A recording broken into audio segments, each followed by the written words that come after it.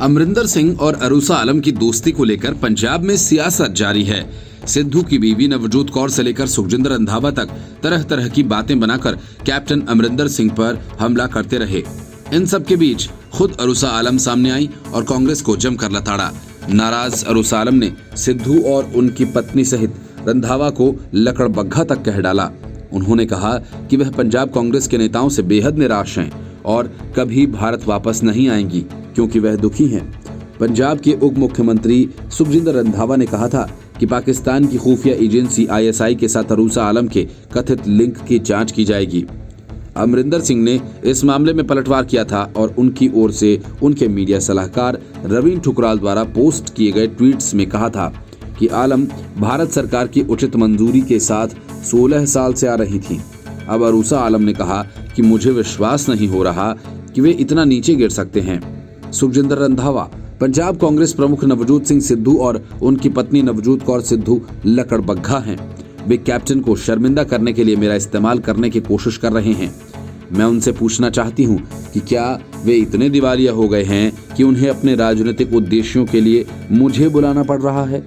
उन्होंने विधानसभा चुनाव से कुछ महीने पहले अमरिंदर सिंह को मुख्यमंत्री पद से हटाने का जिक्र करते हुए कहा कि मेरे पास उनके लिए एक संदेश है कि कृपया बड़े हो जाओ और अपने घर को व्यवस्थित करो। पंजाब में कांग्रेस अपनी जमीन खो चुकी है। युद्ध के बीच में अपने सेनापति को कौन बदलता है। अरूसा ने आगे कहा कि अब कृपया अपनी लड़ाई अपने दम पर लड़ें। आप मुझे इस पंजाब कांग्रेस और सरकार के झमेले में क्यों घसीट रहे हैं। अब जब उन्होंने मुझे इसमें घसीटा है तो मैं केवल आपके बंदर आपका सर्कस कह सकती हूँ। कथित ISI लिंक संबंधी रंधावा की टिप्पणी पर अरूसा ने कहा कि मैं 2 दशकों से 16 साल से कैप्टन के निमंत्रण पर और उससे पहले एक पत्रकार के तौर पर प्रतिनिधिमंडल के हिस्से के रूप में भारत आ रही हूं। क्या वे अचानक मेरे ऐसे लिंक के लिए जाग गए हैं। जब कोई पाकिस्तान से भारत आता है तो उसे मंजूरी की एक बोझिल प्रक्रिया से गुजरना पड़ता है। किसी भी प्रक्रिया को दरकिनार नहीं किया गया। उचित स्क्रीनिंग की गई। रॉ, IB, केंद्रीय गृह मंत्रालय, विदेश मंत्रालय और रॉ से मंजूरी ली जानी थी। वे वीजा फॉर्म को ऑनलाइन भरने की अनुमति भी नहीं देते हैं। उन्हें लगता है कि सभी एजेंसीज मुझे ऐसे ही अनुमति दे रही थीं। उन्होंने कहा कि मैं इन सभी लोगों से पूछना चाहती हूं कि क्या उन्हें लगता है कि UPA और NDA सरकारें सक्षम नहीं थीं कि वे एक ISI एजेंट को वीजा दे रहे थे। उन्हें कुछ समझदारी से बात करने के लिए कहें। वे मुझे पूरे विवाद में घसीटकर कैप्टन को शर्मिंदा करना चाहते थे।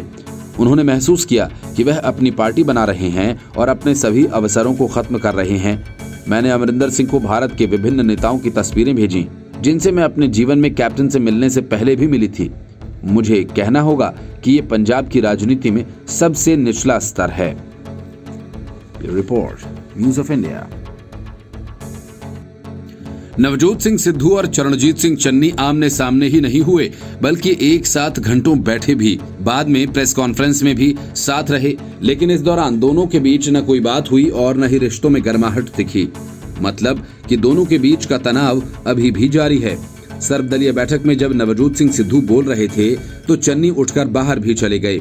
सिद्धू ने कांग्रेस के प्रदेश अध्यक्ष होने के नाते चरणजीत सिंह चन्नी द्वारा बुलाई गई सर्वदलीय बैठक में हिस्सा लिया।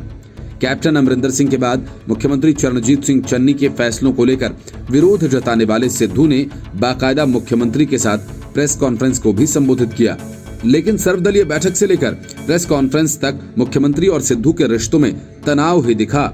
सर्वदलीय बैठक में सिद्धू ने कांग्रेस का प्रतिनिधित्व किया और सभी नेताओं से ज्यादा समय तक अपना प्रवचन भी दिया। सूत्र बताते हैं सिद्धू करीब 40 मिनट तक बॉर्डर क्षेत्र में BSF का दायरा बढ़ाने के खिलाफ बोले। इस दौरान एक मौका ऐसा भी आया जब मुख्यमंत्री चरणजीत सिंह चन्नी अपनी सीट से उठकर चले गए। करीब 15 मिनट बाद वापस आए। मुख्यमंत्री चरणजीत सिंह चन्नी और नवजोत सिंह सिद्धू के रिश्तों में आई खटास कम होने का नाम नहीं ले रही है। सिद्धू ने मुख्यमंत्री चन्नी द्वारा एडवोकेट जनरल और कार्यकारी DGP की नियुक्ति किए जाने के विरोध में अपने पद से इस्तीफा दे दिया था। सिद्धू सर्वदलीय बैठक और फिर प्रेस कॉन्फ्रेंस में मुख्यमंत्री चन्नी के साथ नजर आए। इस दौरान सिद्धू ने इशारों ही इशारों में चन्नी सरकार पर भी निशाना साधा। भले ही मुद्दा BSF का रहा हो, लेकिन सिद्धू ने यह मुद्दा भी उठा दिया कि केंद्र के सामने घुटने टेकने की आवश्यकता नहीं। उन्होंने कहा कि तीनों कृषि कानूनों को भी पंजाब विधानसभा के विशेष सत्र में रद्द कर देना चाहिए। सिद्धू द्वारा ये मुद्दा उठाए जाने के बाद चन्नी ने भी इस बात की घोषणा कर दी कि कृषि कानूनों को रद्द किया जाएगा। चन्नी ने सिद्धू को कांग्रेस का प्रदेश प्रधान बताते हुए उन्हें अपनी बात रखने का मौका दिया, लेकिन सिद्धू ने एक बार भी चन्नी का नाम नहीं लिया। चन्नी ने भले ही सिद्धू को प्रदेश प्रधान कहा हो, लेकिन जब सिद्धू से पूछा गया कि क्या वह अपने इस्तीफे पर कायम है या वह अपना इस्तीफा वापस लेंगे, इस सवाल का सिद्धू ने कोई जवाब नहीं दिया। सिद्धू के रवैये से साफ है कि अपने इस्तीफे पर वह सस्पेंस को कायम ही रखना चाहते हैं। भले ही बतौर प्रदेश प्रधान वह बैठकों में हिस्सा लेते रहें। सिद्धू कैप्टन अमरिंदर सिंह को लेकर खासे मुखर रहे। उन्होंने कैप्टन का नाम लिए बिना उन्हें जयचंद तक कह डाला। सिद्धू ने कहा कि सभी को पता है कि ईडी किसे नोटिस भेजती थी। केंद्रीय एजेंसीज ने तो मुख्यमंत्री को भी कठपुतली की तरह नचाया था। Bureau report, news of India. नए कृषि कानूनों का विरोध कर रहे किसानों के नेता राकेश टिकैत कई बार इस बात के संकेत दे जाते हैं कि उनका किसानों से ज्यादा मतलब खुद को बतौर राजनेता प्रोजेक्ट करने का है। इसलिए वे देश के हर मुद्दे पर समय समय पर अपना ज्ञान जरूर बांटते हैं। गनीमत यह है कि अब तक उन्होंने विदेश नीति और अंतर्राष्ट्रीय विषयों पर कुछ नहीं कहा है, लेकिन ऐसा वे कभी भी कर सकते हैं। ताजा मामला आर्यन खान की गिरफ्तारी का है, जिसको लेकर महाराष्ट्र की सियासत का पारा इस वक्त गर्म है और ऐसे में टिकैत को मौका मिल गया तो वे भी शाहरुख खान के समर्थन में कूद पड़े। टिकैत उद्धव ठाकरे और शरद पवार की भाषा में मोदी सरकार और एनसीबी पर निशाना साध रहे हैं। उन्होंने कहा कि 21,000 करोड़ का ड्रग्स है, उसका पता नहीं चला कि उसका मालिक कौन था। 21,000 करोड़ का ड्रग्स भारत में वो ला सकता है जो भारत में नंबर 1, नंबर 2 और नंबर 3 होंगे। जो अमीर लोग होंगे वो ड्रग्स पर इतना पैसा खर्च कर सकते हैं। उन्होंने कहा कि अडानी के पोर्ट से मिली है तो उसको पकड़ना चाहिए। दबाओगे क्या मुद्दों को, कहां गए वो ड्रग्स? आगे उन्होंने कहा कि 6 ग्राम मिली तो उस पर हंगामा हो गया। 21,000 करोड़ रुपए का ड्रग्स पकड़ा गया, उसका पता नहीं चल रहा। पोर्ट को बंद करना चाहिए, उसकी तलाशी लेनी चाहिए। कहां से मिली उसकी जांच होनी चाहिए। किसकी हो सकती है उसकी भी जांच होनी चाहिए। टिकैत उस ड्रग्स खेप की बात कर रहे थे जो मुंद्रा पोर्ट पर पकड़ा गया था। गुजरात के इस बंदरगाह से 2,988 किलो हेरोइन बरामद किया गया था। मुंद्रा पोर्ट का संचालन अडानी समूह करता है। इस मामले पर अडानी समूह ने अपने बयान में कहा था कि हेरोइन के कंटेनर मुंद्रा बंदरगाह पर डीपी वर्ल्ड टर्मिनल पर पहुंचे थे। देश भर में कोई भी पोर्ट ऑपरेटर कंटेनर की जांच नहीं कर सकता है। उनकी भूमिका बंदरगाह चलाने तक सीमित है। सीमित अधिकारों के चलते संचालकों के हाथ बंधे होते हैं। आर्यन खान ड्रग्स मामले में अब एनसीबी भी सवालों के घेरे में आ गई है। इस केस के मुख्य जांच अधिकारी और एनसीबी के जोनल डायरेक्टर समीर वानखेड़े पर गंभीर आरोप लगे हैं। आर्यन अभी भी जेल में हैं और जमानत मिलने का इंतजार कर रहे हैं। Bureau report, news of India. कोई भी आंदोलन हमेशा के लिए चलता नहीं रह सकता है, ये बात तो कैप्टन अमरिंदर सिंह ने कही है, लेकिन ये बात आंदोलन कर रहे किसान नेता और केंद्र सरकार को भी पता है। इसी बात पर पंजाब का चुनावी गणित टिका है और कांग्रेस का भविष्य, क्योंकि कैप्टन अमरिंदर सिंह ने अपनी रणनीति का खुलासा कर दिया है कि सुखदेव सिंह ढींडसा, रणजीत सिंह ब्रह्मपुरा और बीजेपी, इन तीनों के साथ कैप्टन अपनी किलेबंदी करेंगे। हालांकि बीजेपी के साथ गठबंधन से पहले उन्होंने कृषि कानूनों के खिलाफ चल रहे किसान आंदोलन का किसानों के हित में समाधान निकालने पर जुड़ने की शर्त रखी है। अगर किसान आंदोलन के बाबत कोई हल निकल आता है तो कैप्टन को हल्के में लेना भारी पड़ सकता है। यही कैप्टन की वो बात गौर करने वाली है कि कोई आंदोलन हमेशा के लिए नहीं चल सकता। संभावना है कि आने वाले समय में केंद्र सरकार कृषि कानूनों का कोई ऐसा हल निकाल कर लाए जो किसान आंदोलन को खत्म न भी करे तो काफी हद तक कमजोर कर सकती है। वैसे भी किसान आंदोलन को पंजाब में खाद पानी देकर कैप्टन ने ही इसे दिल्ली पहुंचाया था।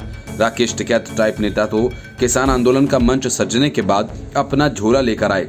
शिरोमणि अकाली दल छोड़ने वाले रणजीत सिंह ब्रह्मपुरा और सुखदेव सिंह ढींडसा गुट पर अमरिंदर सिंह ने बहुत सोच समझकर दांव खेला है। सुखदेव सिंह ढींडसा परिवार का जनाधार और प्रभाव पंजाब के मालवा क्षेत्र के संगरूर और बरनाला और पटियाला में माना जाता है। मालवा को पंजाब की सियासत का पावर सेंटर कहा जाता है, क्योंकि 117 विधानसभा सीटों वाले पंजाब की करीब 4 दर्जन से ज्यादा सीटें इसी मालवा क्षेत्र से आती हैं। सुखदेव सिंह ढींडसा और रणजीत सिंह ब्रह्मपुरा ने शिरोमणि अकाली दल संयुक्त बना लिया है।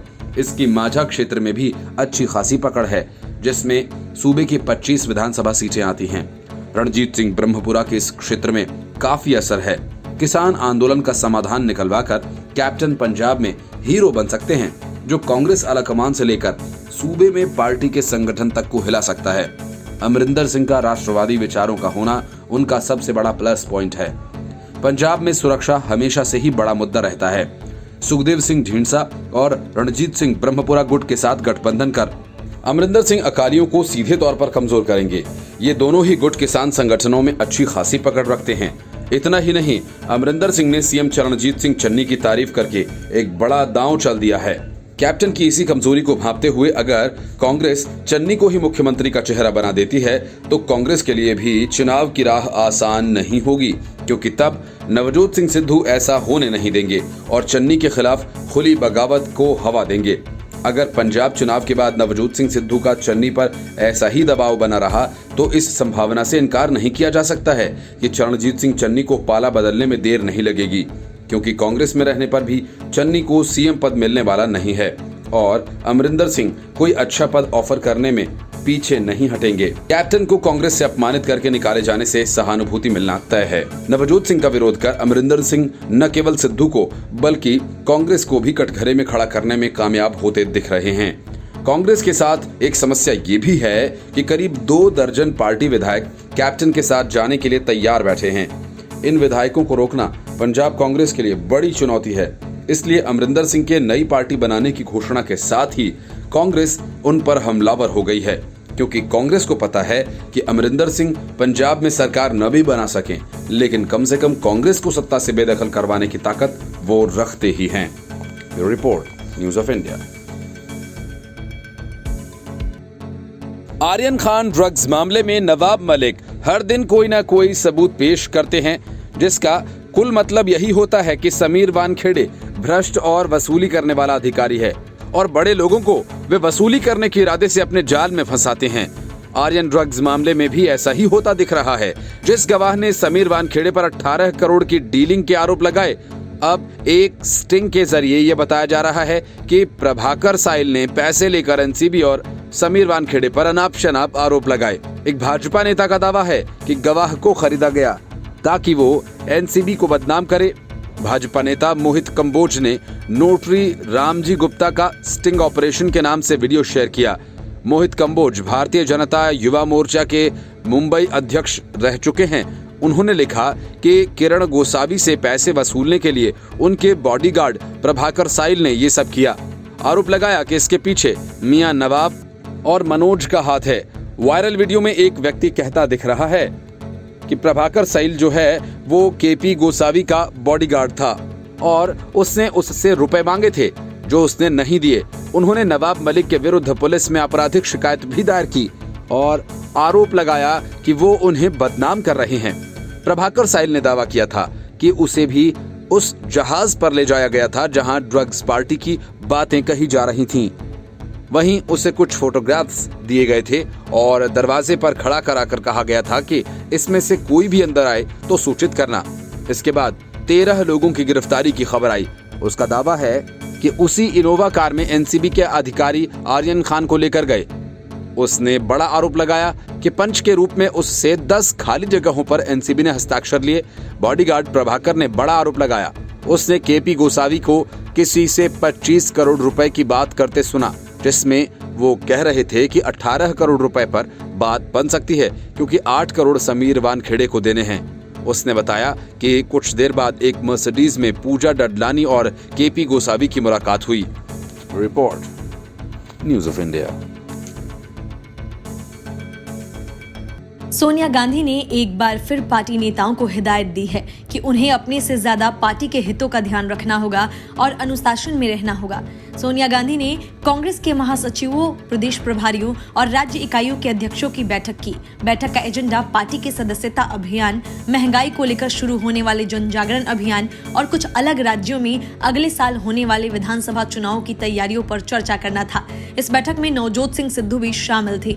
हालांकि सोनिया ने अपने शुरुआती संबोधन में एक तरह से नवजोत सिंह सिद्धू को अनुशासन का पाठ पढ़ाया और साफ तौर पर कह डाला कि व्यक्तिगत महत्वाकांक्षाओं से बचना होगा। और पार्टी को साथ लेकर चलना होगा। सोनिया ने कहा कि निजी महत्वाकांक्षाओं से ऊपर उठते हुए पार्टी को मजबूत करने पर सबका ध्यान होना चाहिए। पंजाब कांग्रेस में चल रहे घमासान को लेकर कांग्रेस का सब्र अब जवाब देने लगा है। विधानसभा चुनाव की तैयारियों के लिए कांग्रेस अनुशासन को सख्ती से लागू करने की तैयारी कर रही है। इसीलिए कांग्रेस अब प्रदेश कांग्रेस अध्यक्ष नवजोत सिंह सिद्धू को और वक्त देने के मूड में नहीं है। सूत्रों का कहना है कि विधानसभा चुनाव में ज्यादा वक्त नहीं है। ऐसे में सिद्धू को वक्त की नजाकत और अपनी जिम्मेदारियों को समझना होगा। सिद्धू अपनी जिम्मेदारियों को नहीं निभाकर अपनी सरकार को घेरते हैं तो इसे नजरअंदाज नहीं किया जा सकता। सूत्र बताते हैं कि नवजोत सिंह सिद्धू सिर्फ अपने बारे में सोच रहे हैं। उन्हें पार्टी से ज्यादा अपनी छवि की चिंता है। ऐसे में एक व्यक्ति की छवि के लिए पूरी पार्टी को दांव पर नहीं लगाया जा सकता। मुख्यमंत्री चरणजीत सिंह चन्नी पार्टी के वादों को काफी हद तक पूरा कर रहे हैं। कांग्रेस के पूर्व अध्यक्ष राहुल गांधी से मुलाकात के बाद प्रदेश अध्यक्ष पद से त्याग पत्र वापस लेने के वादे के बावजूद सिद्धू का पार्टी अध्यक्ष को पत्र लिखना दबाव की रणनीति है। पार्टी नेता मानते हैं कि सिद्धू पार्टी पर दबाव बनाए रखना चाहते हैं ताकि चन्नी का कद न बढ़ पाए। इसके बाद सिद्धू की कोशिश है कि विधानसभा चुनाव में ज्यादा से ज्यादा अपने भरोसेमंद लोगों को टिकट दिलाया जाए। कांग्रेस जीतती है तो ज्यादा विधायकों के समर्थन की बुनियाद पर मुख्यमंत्री बनने की संभावना बरकरार रहे। ऐसे में पार्टी अब उन्हें बहुत ज्यादा छूट देने के हक में नहीं है। पार्टी नेता ने कहा कि सिद्धू की बयानबाजी इसी तरह जारी रही तो चुनाव में पार्टी को नुकसान हो सकता है। पिछले विधानसभा चुनाव में कांग्रेस ने सबसे ज्यादा 77 सीट जीती थी। इसीलिए पार्टी को अपना प्रदर्शन दोहराने के लिए एकजुट होकर चुनाव में उतरना होगा। बैठक में सोनिया गांधी ने एक तरह से सारी बातें बता दी। अब यह सिद्धू पर निर्भर करता है कि सोनिया गांधी के सख्त संदेश के बाद उनका रवैया बदलता है या नहीं। Bureau report, news of India. Uttarakhand Congress के सामने एक नई मुसीबत खड़ी हो गई है। हरीश रावत जहां एक तरफ पार्टी छोड़ चुके नेताओं की वापसी के लिए पसीने बहा रहे हैं, वहीं दूसरी तरफ पार्टी के नेता उनकी इस मुहिम का विरोध कर रहे हैं। बागियों की एंट्री के मामले में कांग्रेस दो फाड़ हो चुकी है। पार्टी नेताओं का कहना है कि चुनाव के वक्त पार्टी में वापसी करा कर इन नेताओं का सस्ता की मलाई चाटने का मौका देना ठीक नहीं है। ऐसा करने से पार्टी के वफादार नेताओं के हितों को नुकसान पहुंचेगा। बताया जा रहा है कि यशपाल आर्य के कांग्रेस में जाने के बाद अभी अन्य बागियों की वापसी की संभावनाएं बढ़ गई हैं। कांग्रेस के प्रवक्ता आरपी रतोड़ी का कहना है कि ये लोग कांग्रेस को धोखा देकर के गए हैं, अब मलाई चाटने वापस आ रहे हैं। ऐसे दगाबाज लोगों को पहले तो कांग्रेस आला कमान कांग्रेस में वापस ना ले। अगर लिया भी जा रहा है तो टिकट की शर्त पर कतई कांग्रेस में वापसी न करवाई जाए। राज्य में चल रही दल बदल की सियासत और कांग्रेस के कुछ बागियों की कांग्रेस में घर वापसी के सवाल पर पूर्व मुख्यमंत्री त्रिवेंद्र सिंह रावत ने बड़ा बयान दिया है।